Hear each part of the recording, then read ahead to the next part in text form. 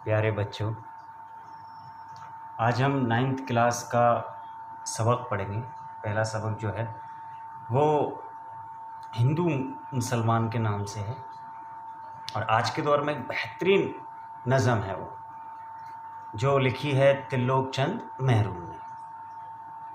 तो बच्चों, अभी आपके जहन में एक चीज़ आ सकती है कि त्रिलोक चंद महरून, हाँ बिल्कुल सही है। उर्दू अदब की जो है वो मुसलमानों से रिलेटेड नहीं समझा इसको। ये हिंदुस्तान की ज़बान थी, किसी विदेशी ज़बान नहीं है। हिंदुस्तान में पनपी फूली फली और यहीं की ज़बान है, ये बाहर से आई हुई ज़बान नहीं है। वो तो कुछ ऐसा माहौल पैदा कर दिया गया कि वो मुसलमानों से रिलेटेड हो ना। बहुत प्रेमचंद, मुंशी प्रेमचंद, उन्होंने उर्दू में लिखा। आज भी बहुत सारे हमारे भाई जो मेरे साथी हैं, लेक्चरर्स हैं, तो हिंदू भाई बहुत सारे हैं, उनका रिजर्वेशन भी होता है। तो 100 बच्चों की अगर कोई सीट निकलती है तो उसमें से 60 बच्चे 40 बच्चे हिंदू भाइयों के टीचर बनते हैं। तो उर्दू को किसी एक ख़ास मज़हब की ज़बान नहीं है, तो ज़बान है, ये तो बोलचाल की भाषा है। तो ये सब की, और त्रिलोक चंद महरून ने लिखा है, देखो कितना प्यारा सबक लिखा है ये त्रिलोक चंद महरून। तो ये हिंदू थे, लेकिन इसका मतलब ये नहीं है उर्दू नहीं जानते। बहुत बड़े बड़े उर्दू में बहुत बड़े बड़े विद्वान हिंदू भाइयों में हुए हैं। तो आज अपन सबक पढ़ेंगे हिंदू मुसलमान। तो आप अपनी सबक खोलें और सफ़ा नंबर इसका जो है वो है अपना 2। तो शुरू करें। हिंदू मुसलमान है भाई भाई, तफरीक कैसी कैसी लड़ाई। हिंदू हो कोई या हो मुसलमान, इज़्ज़त के काबिल है बस वो इंसान। नेकी हो जिसका कार नुमायाँ, औरों की मुश्किल हो जिससे आसान। हर एक से नेकी सबसे भलाई, हिंदू मुसलमान सब भाई भाई। बहुत अच्छी बात लिखी। दोनों का मस्कन हिंदुस्तां है, 2 बुलबुलें हैं एक गुलिस्तां है। एक सरजमी है एक आसमां है, दोनों का यकजा सौदोजियाँ है। ना इत्तेफाकी आज़ारे जाँ है, मिलजुल कर रहना है कामरानी। हिंदू मुसलमान कौमें पुरानी। तो बहुत अच्छा, आज के हालात के हिसाब से बहुत प्यारी नज़म है ये। तो अपन इसकी शुरू से एक एक लाइन लेते हैं। हिंदू मुसलमान है भाई भाई, तफरीक कैसी कैसी लड़ाई। ये आपस में कैसी लड़ाई कर रहे हो तुम लोग? हाँ, सब भाई भाई हैं, सब एक ही आदम की औलाद है, बाबा आदम अलैहिस्सलाम की औलाद है सभी। एक ही इंसान की तो औलाद है ना, ये अलग अलग है। अब मज़हब कैसे बदले वो एक अलग टॉपिक है, उस पर अपन बहस नहीं करेंगे, पर सब एक ही बाबा आदम अलैहिस्सलाम की औलाद है। फिर ये तफरीक, ये फ़र्क क्यों है? आज के दौर में जो माहौल क्रिएट हुआ, ये हिंदू या मुसलमान, और एक अलग तरीके का माहौल बनाया जा रहा है वो, तो उसको समझने की कौन बोल रहा है? त्रिलोक चंद महरून। ये बात याद रखें, त्रिलोक चंद जी लिख रहे हैं। हिंदू हो कोई या हो मुसलमान, इज़्ज़त के काबिल है बस वो इंसान। चाहे हिंदू हो चाहे मुसलमान हो, इज़्ज़त उसको मिलेगी किसको? नेकी हो जिसका कार नुमाया, जो नेकी के काम करता हो। कार नुमाया, कार मानी तो काम, अच्छा नुमाया के मानिए जो काम सबसे अलग हटके दिखे, लोगों के फ़ायदे का काम हो, कार नुमाया। तो इज़्ज़त के काबिल वही है बस, जिसको नेकी हो जिसका कार नुमाया। सबसे अलग हटके कौन सा काम हो? नेकी। सिर्फ नेकी करें, भलाई के काम करें, एक दूसरे की मदद करें। और हम देखते भी हैं, आप माहौल के अंदर घर में आसपास मोहल्ले वगैरह में देखो, चाहे कोई हिंदू हो चाहे मुसलमान, सब एक दूसरे के काम आते हैं। औरों की मुश्किल हो जिससे आसान, हाँ वो है इंसान। तो इज़्ज़त के काबिल तो वही बनेगा जो नेकी के काम करे और जिससे दूसरों की मुश्किलें आसान हो जाएं, जो दूसरों के काम आए, वो है इज़्ज़त के काबिल। इज़्ज़त के काबिल अपने आप को ये समझें कि इज़्ज़त के काबिल कौन है? तो इज़्ज़त के काबिल तो वही है जो नेकी के काम करे और औरों की मुश्किलों को आसान करे। हर एक से नेकी सबसे भलाई, हाँ हर एक के साथ नेक काम करे, अच्छे कार्य करे, अच्छे काम करे, एक दूसरे के काम आए और सबसे भलाई करे, सबके भले के काम करे, वो है इंसान। तो हिंदू मुसलमान ये क्या है? नहीं, इंसान इज्जत तो उसी को है जो अच्छे काम करेगा। दोनों का मस्कन हिंदुस्तान, और दोनों कहाँ रहते हैं? मस्कन मानी घर, क्या? घर। और कहाँ रहते हैं वो? हिंदुस्तान। हिंदुस्तान एक प्यारा मुल्क है, उस मुल्क में हम दोनों रहते हैं। दो बुलबुल हैं, ये दो बुलबुल हैं, हिंदू और मुसलमान दो बुलबुल हैं, और एक गुलसितां। और हिंदुस्तान एक गुलसितां है, बाग है। बाग में परिंदे कहाँ रहते हैं? बाग में। तो हिंदुस्तान को यहाँ पर बाग बनाया, और उसमें दो बुलबुलें किनको बोला? हिंदू और मुसलमान। एक सरजमी है, एक आसमां। एक तो ज़मीन है और एक आसमां, दोनों एक दूसरे की मदद करते हैं। दोनों का यकजा सौ दो जिया, और दोनों का यकजा एक जैसा सौ दो जिया। घाटा है, नुकसान और फ़ायदा दोनों का एक जैसा है। ये नहीं समझे साहब कि हिंदुओं को फ़ायदा मिल रहा है, मुसलमानों को नुकसान है, मुसलमानों को फ़ायदा नहीं, दोनों का नुकसान एक जैसा है। ये चीज़ जहन में रहे हमारे कि दोनों का जो नुकसान है वो एक जैसा है। ना इत्तेफाकी आज़ारे जान, हाँ, ना इत्तेफाकी, मेल जोल नहीं रखना, मेल मिलाप नहीं रखना, एक दूसरे से आपस में मोहब्बत नहीं रखना, मेल जोल नहीं रखना। आज़ारे जान है, जान का दुख है, इंसान की जान का क्या दुख है? और यार दोनों मिल के नहीं रह रहे, तो ये तो आज़ारे जान है, इसलिए दोनों को मिल के रहना चाहिए। मिलजुल कर रहना है कामरानी, कामरानी कामयाबी। इंसान की कामयाबी जब होगी जब वो मिलजुल के रहेंगे। इस मुल्क की कामयाबी भी तब रहेगी जब हिंदू और मुसलमान मिलजुल कर रहेंगे। हिंदू मुसलमान कौम है पुरानी, ये बहुत पुरानी कौम है। और मैंने एक चीज़ जहन में ये बात डाल ले बच्चों कि ये हम सब एक आदम की औलाद है, बाबा आदम अलैहिस्सलाम की औलाद है सारे। तो फिर फ़र्क कैसा है? अब तो भाई हैं, कोई भटक जाता है, कोई सही राह पे आ सकता है। तो इसमें इत्तेफाकी ना इत्तेफाकी, नफ़रत, ये नहीं होना चाहिए। क्यों? क्योंकि ये कौमें बहुत पुरानी हैं, सीधी सी बात। मानियात कीजिए। देखो एक चीज़ बच्चों, देखो एक अच्छा टॉपिक जो मैं तुम्हें बताता हूँ, मायनी। आप कोई भी ज़बान पढ़ रहे हैं, मायनी ज़रूर याद रखें। मायनी याद रखोगे तो बहुत फ़ायदे होंगे, है ना। और मायनी से आपकी ज़बान भी बहुत अच्छी हो जाएगी, उर्दू वर्ड आपकी ज़बान पे चढ़ जाएंगे। अब मायनी याद रखने का तरीका क्या है? उसको जुमलों में इस्तेमाल करो। कोई वर्ड आपको मिल जाए ना, तो उसको जुमलों में इस्तेमाल करना चाहिए ना। तो जुमलों में ही इस्तेमाल करें।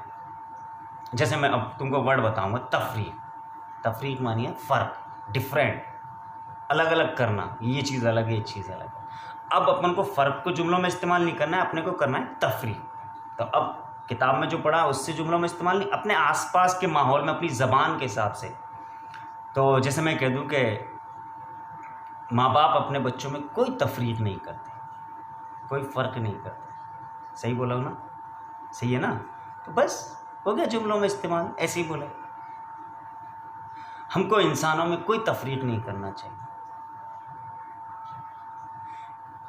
तो हो गया जुमलों में इस्तेमाल। अगला कार नुमाया, वो काम जिससे सब वाकिफ़ हों, बड़ा और तारीफ़ के काबिल काम। मैंने कहा सब जाने जिस काम को, कार नुमाया, अलग अलग काम, कार मानी काम।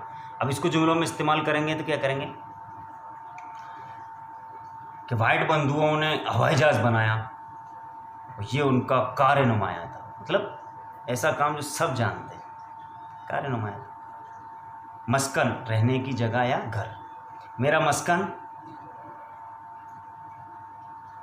सवाई माधोपुर है, या हम इसको और जो कि अल्लाह के रसूल का मस्कन जो था वो मक्का था, लेकिन बाद में उन्होंने मस्कन मदीना को बना लिया।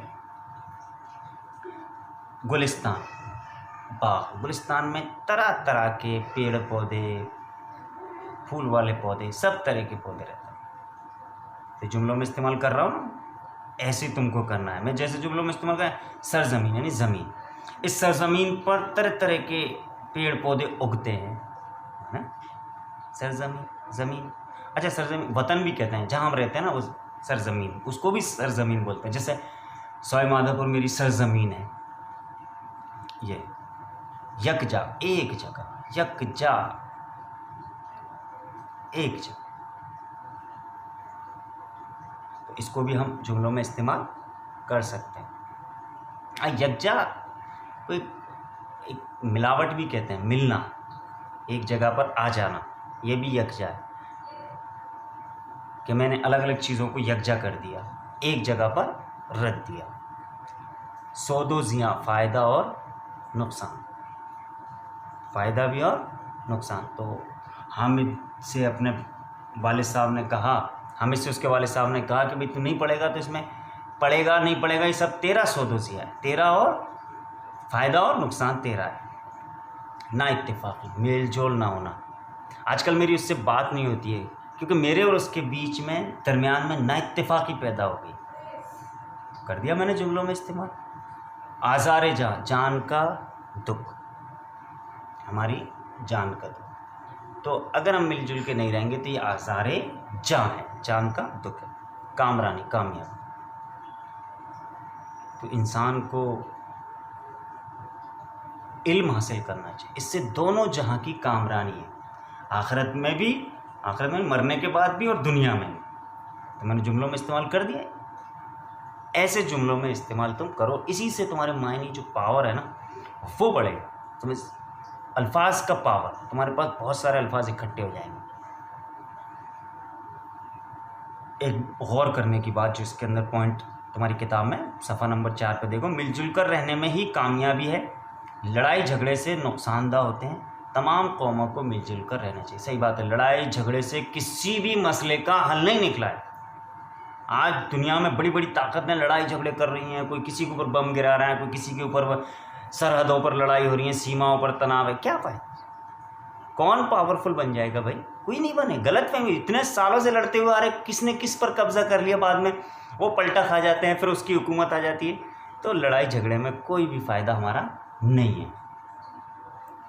अब सवाल जवाब सोचिए और बताइए, इज़्ज़त के काबिल कौन है? तो मैंने शुरू में ही बता दिया था कि भाई इज़्ज़त के काबिल कौन है? जो नेकी के काम करता हो, औरों की मुश्किल आसान करता हो और दूसरों के दुख दर्द में काम आता हो, वो इज़्ज़त के काबिल है। हर एक से नेकी और भलाई के काम करता हो, वो आदमी इज़्ज़त के काबिल है। नज़म में बुलबुलें और गुलिस्तां के अल्फाज किसके लिए इस्तेमाल किए गए? तो मैंने कहा दो बुलबुलें, हिंदू और मुसलमान, और गुलिस्तां हमारा हिंदुस्तान, बाग। ना इत्तेफाकी को आज़ारे जां क्यों कहा? सही बात है, जब हम ना इत्तेफाकी रखेंगे, मेल जोल नहीं रखेंगे, एक दूसरे से मिलेंगे जुलेंगे नहीं, तो एक दूसरे से नफ़रत पैदा होगी, और नफ़रत पैदा होगी तो ये जान का दुख है। समझे बेटा? तो ये जान का दुख है, इसलिए हमको एक दूसरे से बड़े प्यार मोहब्बत से, अच्छे अखलाक से पेश आना चाहिए, उनके दुख दर्द में काम होना चाहिए इंसान। और ये इंसानियत है, और इसीलिए अल्लाह ताला ने हमको पैदा किया, हमें एक दूसरे के काम आए। जानवर भी एक दूसरे के काम आते कभी कभी, तो हम इंसानों को भी मिलजुल के रहना चाहिए। कामरानी का राज क्या है? तो मैं अपन ने पढ़ा, मिलजुल के रहने में ही कामरानी, कामयाबी है, कामरानी है, हम मिलजुल कर रहेंगे। अब आता है नीचे लिखे हुए लफ्ज़ों के वाहिद बनाओ। देखो, वाहिद और जमा क्या होते हैं? कोई भी एक चीज़, उसको हम वाहिद बोलेंगे, और एक से ज़्यादा हो गई तो उसको जमा बोलेंगे। जैसे किताब, ये एक है तो ये क्या हुई? वाहिद। और किताबों तो ये जमा हुए। इस तरीके से कुर्सी क्या है? वाहिद, एक है। कुर्सियों तो जमा हो गई। तो एक चीज़ को हम वाहिद बोलेंगे और एक से ज़्यादा चीज़ों को जमा बोलेंगे। जैसे इसमें आया औरों, तो औरों जमा है, वाहिद है? ये जमा है किसकी? और की, तो और वाहिद है यहाँ पर। इस तरीके बुलबुलें, एक से ज़्यादा है, एक है, एक से ज़्यादा है, एक से ज़्यादा तो जमा हो गया। अब एक क्या, एक बुलबुल एक हुआ तो क्या बोलेंगे? बुलबुल, तो वो वाहिद होगी। तो बुलबुल तो वाहिद और बुलबुलें जमा है। कौमें, एक कौम या एक से ज़्यादा? एक से ज़्यादा, इसलिए जमा। कौम, कौम वाहिद है, कौम का क्या बन गया? कौम है।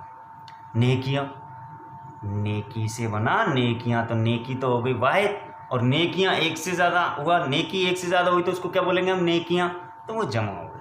ऐसे आराम से बना सकते हैं अपन, कोई बड़ी बात नहीं। अब आते हैं नीचे लिखे हुए लफ्ज़ों के मुतज़ाद लिखो। मुतज़ाद, ज़िद, उल्टे, विलोम शब्द, अपोजिट, जैसे रात का दिन, सुबह का शाम, ऐसे आराम से बना दोगे आप ऐसे। तो बनाओ। इत्तिफाक, इसका होगा ना इत्तिफाक। आसान, कोई चीज़ आसान है तो उसका उल्टा क्या होगा? मुश्किल। आसमां, आसमां का ज़मीन। कामरानी,